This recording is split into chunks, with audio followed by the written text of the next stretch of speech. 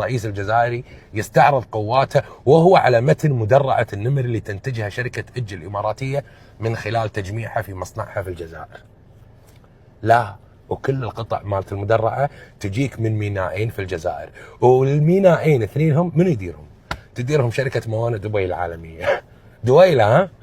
يا عمي جمهوريتك اللي نحترمها ونقدر شعبها، جمهوريتك اللي هي ما هي دويلة، لمدة 20 سنة حكمها واحد، تم تأهيله سياسيا في الإمارات، وبفضل هالتأهيل جاكم وأنهى العشرية السوداء اللي ما كنتوا عارفين تطلعون منها لولا التأهيل والدعم الإماراتي.